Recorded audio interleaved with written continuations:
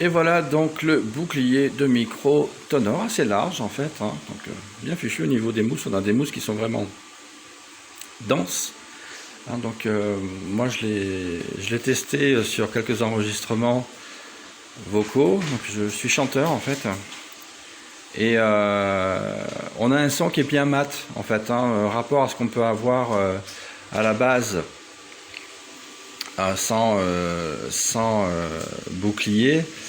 On a effectivement un son qui est bien mat et bien plus facile du coup à traiter, à faire du post-traitement sur un son mat qu'un son avec une ambiance de salle avec un écho qui lui est propre. Moi je travaille dans mon salon, c'est une pièce qui est assez grande et qui peut parfois voilà, donner des échos assez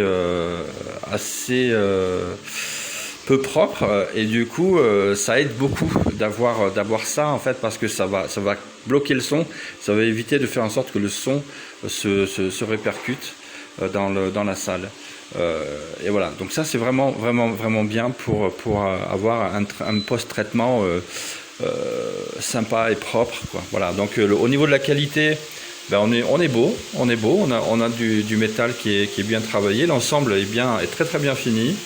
Les systèmes de réglage sont bien. Donc comme je le dis dans la vidéo, enfin dans le commentaire, pardon, ce qu'il faut faire en fait, c'est surtout pas laisser la languette là, de support traîner par devant. Il faut la faire très courte en fait devant pour que ça tienne et que ça ne bascule pas et ça ne plie pas en fait. Et il faut laisser le plus gros de la languette en fait à l'arrière. Comme ça vous évitera de bousiller en fait la vis qui se trouve ici. Donc ça risque de bailler si vous mettez trop de poids à l'avant.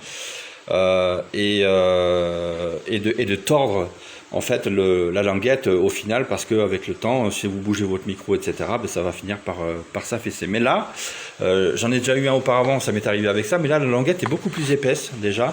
Mais quoi qu'il en soit, je vous invite quand même à faire quelque chose d'assez court sur le devant. Voilà. Donc facile à monter, il n'y a aucun souci. Il faut un adaptateur de vis. Donc si vous avez déjà un pied de micro avec un support de suspension, vous avez déjà l'adaptateur normalement. Sinon ce sont des vis qui s'achètent.